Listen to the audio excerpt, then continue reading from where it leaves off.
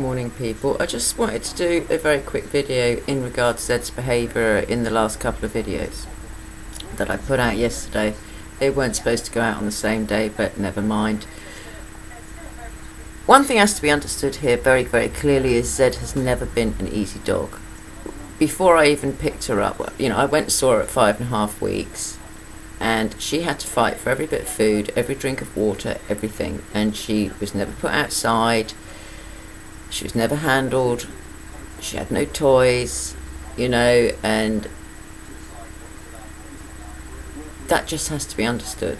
Not all breeders are equal, unfortunately. If they were all like German Shepherd, man, we'd have a lot nicer puppies on the planet. But that's not the case, and it's not the reality. So we have to understand that Zed didn't have the greatest start in life, and her answer to everything was fight for it. Now, I have a few theories here. I'm not sure, because Zed is very demanding of attention and affection, and I think it's possible. The head collar's obviously playing a huge part in things at the moment, and when she wants to go to the toilet, and I might just want to add here, it's not an urgent need to go to the toilet, she just wants to go. Now, she can hold it, so there's no excuse really for her to kick off. Now, I think it's very, very possible that she is attention seeking after she's done some training, and then I come and sit and chat with you. So I might have to switch that round, as chat with you and then train, and then Zed has my full attention at the end. Other trainers might say, well, she has to do what you tell her to do, and don't change things round to suit your dog. Zed's mental well-being is as important to me as her training or anything else, and as is her impulse control, which she seems to have lost lately. And I'm sure she's very frustrated with the head collar. Well, I can tell you she's very frustrated with the head collar, and in fact because I tried to spray on her leg yesterday, it didn't work, she looked right through it. Zed, you alright, bub? Come here. Hello, you alright? She goes, yes mummy, when are we going to do some work? We're going to do some work in a minute. Because I have been thumbs down quite heavily on those couple of videos. Now, that's fine, I don't care, because I know I'm not hurting my dog. I know that purely positive just simply doesn't work. I tried it all, trust me people, I tried everything with Zed over the first year with Zed, and it was hell. I was getting bitten on average about 35 times a day, and bleeding, seriously bleeding, and it wasn't little nip nip nip, it was full on bite, teeth in, rip back, and I was just torn up all the time, and there aren't many people that would tolerate that. And she was biting the breeder before I picked her up, so she'd already developed that behaviour. Now, I don't know whether the breeder smacked her, I wouldn't be surprised, and I wasn't there, I couldn't protect her. I go out of my way to protect my dogs. That's why I teach them to go in between my legs in the gap position, so that if we have a dog charge at us, Zed is protected, because I'm damned if I'm having another one of my dogs attacked and hurt, needing veterinary attention because of uncontrolled dogs that aren't trained. So all I'm saying is, I am denied really about putting that video up at all, because I had to deal with her. And if it's an attention seeking thing, which I've got a feeling it well could be, because you have to remember it's just me and Zed all the time. That's all it is, it's just me and Zed. And she's used to having a lot of attention from me, and she's a very affectionate dog. She spends a lot of time curled up next to me, and I'll be absently stroking her or what have you, and then we're training together and working together, going out together, we do everything together. So she might, and yeah, it could be argued by other trainers, well, it's your own fault, you brought it on, or you spend too much time with her. Yeah, great, whatever, thumbs down away.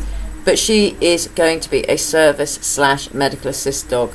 What's she supposed to do? Be with me 20 minutes a day? She's not going to learn about what's normal for Laura, what's ill with Laura. Is Laura going to pass out? Is Laura going to collapse?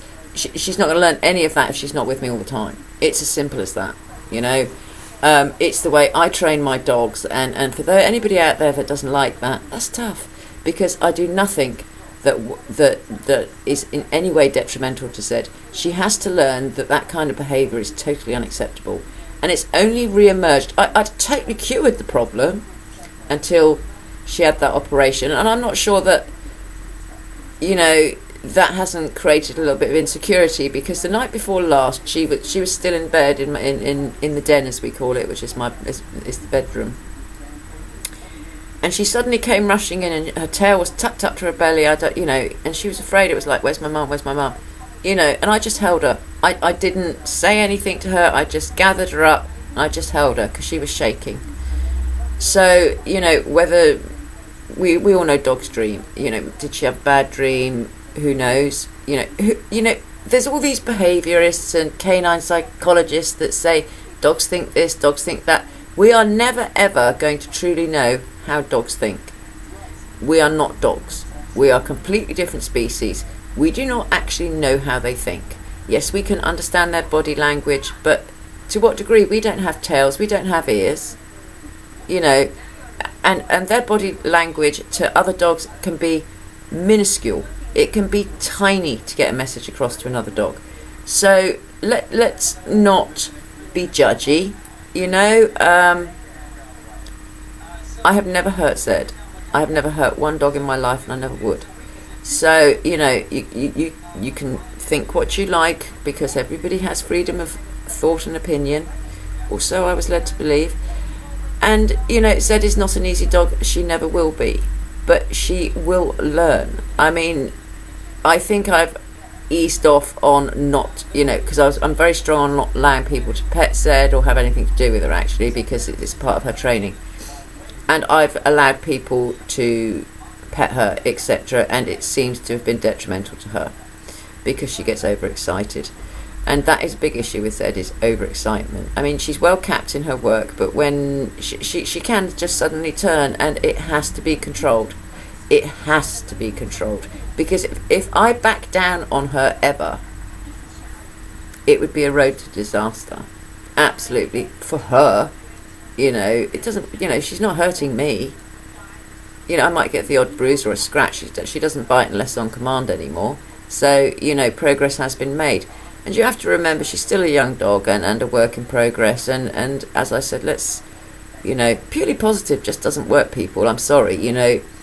It's a lovely idea, but it doesn't work. It simply doesn't work. If your dog's chasing after a squirrel, you can be standing there with, I don't know how much steak or whatever, or frankfurters, hot dog sausages or whatever. Your dog ain't going to be interested in that. It's prey drives taking over. You're just going to look a fool. I'm all for reward-based training, but purely positive will never work.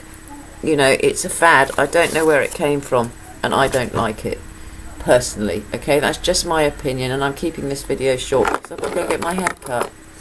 So, that's it from me today, people. I'm not excusing her behaviour. This is just an explanation video. I think it's slight attention seeking when I come and sit down at the end of the training video, and I might have to rearrange things a little bit, okay? So, because I don't want to cause Zed stress. Why should I, yes, it could be argued that she should just lie down politely and allow me to, and that will come. She's still a very young, immature dog, and we have to be understanding of that. Have a good day, people.